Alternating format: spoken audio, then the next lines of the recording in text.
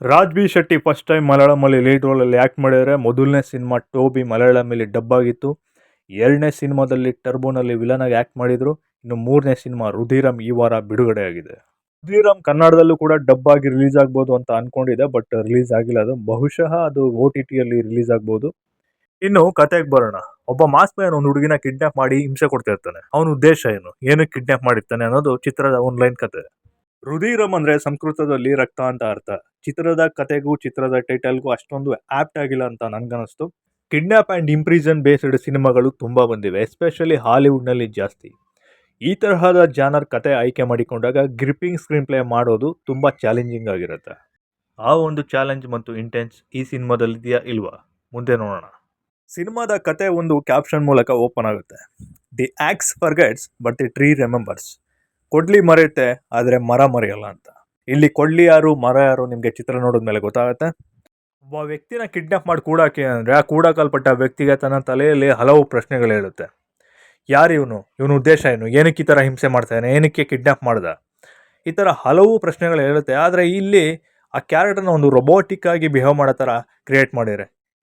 ಅಂದರೆ ಚಿತ್ರದ ಪಾತ್ರಗಳಿಗೆ ಯೋಚನೆ ಮಾಡುವಂಥ ಅವಕಾಶ ಕೊಟ್ಟಿಲ್ಲ, ಜಸ್ಟ್ ಒಂದು ರೊಬೋಟಿಕ್ ಆಗಿ ಬಿಹೇವ್ ಮಾಡ್ತವೆ.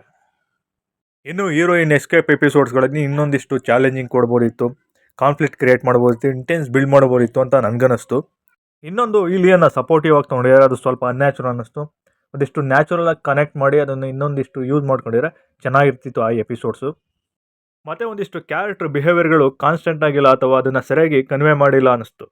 ಇನಿಷಿಯಲಿ ಕ್ಯಾರೆಕ್ಟರ್ಗಳು ಕಿಡ್ನಾಪರ್ ಅಟ್ಯಾಕ್ ಮಾಡಿದಾಗ ಯಾವುದೇ ಪ್ರತಿರೋಧ ಒಡ್ಡಲ್ಲ. ಅದೇ ಕ್ಯಾರೆಕ್ಟರ್ಗಳು ನೆಕ್ಸ್ಟ್ ಎಪಿಸೋಡ್ ತುಂಬ ಪವರ್ಫುಲ್ ಅನ್ನೋ ಥರ ಬಿಹೇವ್ ಮಾಡ್ತವೆ, ಅಥವಾ ವೀಕ್ ಇತ್ತು ಸ್ಟ್ರಾಂಗ್ ಆಯಿತು ಅನ್ನೋದಕ್ಕೆ ಯಾವುದೇ ಕಾರಣ ಕೊಟ್ಟಿಲ್ಲ.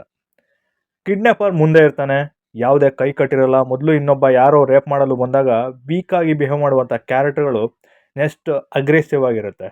ಇಲ್ಲಿ ಟ್ರಾನ್ಸ್ಫಾರ್ಮೇಷನ್ಗೆ ಕಾರಣ ಇಲ್ಲ, ಜಸ್ಟ್ ಆ್ಯಸ್ ರೊಬೋಟಿಕ್ ಆಗಿ ಬಿಹೇವ್ ಮಾಡಿದ್ದಾವೆ. ಮೇಯ್ನ್ಲಿ ಇಲ್ಲಿ ಕ್ಯಾರೆಕ್ಟರೈಸೇಷನ್ ಸರಿಯಾಗಿ ಮಾಡಿಲ್ಲ ಅನ್ನಿಸ್ತು. ಕೇವಲ ಹೆಚ್ಚಾಗಿ ಕಿಡ್ನಾಪ್ ಇಂಪ್ರಿಸನ್ಗಳಿಗಿಂತ ಕಥಾನಾಯಕಿದು ಕ್ಯಾರೆಕ್ಟರೈಸೇಷನ್ ಬೇಕಿತ್ತು ಅನಿಸುತ್ತೆ. ಬಿಕಾಸ್ ಹೆಚ್ಚಾಗಿ ಇಲ್ಲಿ ಸಿಚುವೇಶನ್ ಮತ್ತು ಬಿಹೇವಿಯರ್ ಮೇಲೆ ಹೋಗಿದೆ. ಯಾಕಂದರೆ ಒಂದು ಇಶ್ಯೂ ಬೇಸ್ಡ್ ಒಂದು ಕತೆ ಆಗಿರೋದ್ರಿಂದ ಅದನ್ನು ಕ್ಯಾರೆಕ್ಟರೈಸೇಷನ್ ಬೇಸ್ಡ್ ಮೇಲೆ ಹೋಗಿದರೆ ಇನ್ನೂ ಚೆನ್ನಾಗಿರ್ತಿತ್ತು. ಇನ್ನು ಕತೆ ಮಧ್ಯೆ ಬೇರೆ ಬೇರೆ ಉಪಕಥೆಗಳು ಬಂದರೂ ಕೂಡ ಮೂಲ ಕತೆ ಮುಂದೆ ಹೋಗಲ್ಲ, ಆಲ್ಮೋಸ್ಟ್ ಅಲ್ಲಲ್ಲೇ ಸುತ್ತಾ ಇರುತ್ತೆ.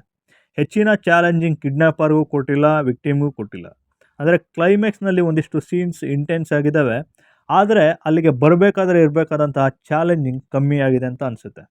ಇನ್ನು ಕಥೆಯಲ್ಲಿ ಕಿಡ್ನಾಪರ್ ಏನು ಕಿಡ್ನಾಪ್ ಮಾಡ್ದ, ಅವನ ಉದ್ದೇಶ ಏನು ಅನ್ನೋ ಪಾಯಿಂಟೇ ಕ್ಲೈಮ್ಯಾಕ್ಸ್ವರೆಗೂ ಸ್ವಲ್ಪ ಹಿಡಿದಿಟ್ಟುಕೊಳ್ಳುವಂಥ ಅಂಶ ಅಂತ ಹೇಳ್ಬೋದು.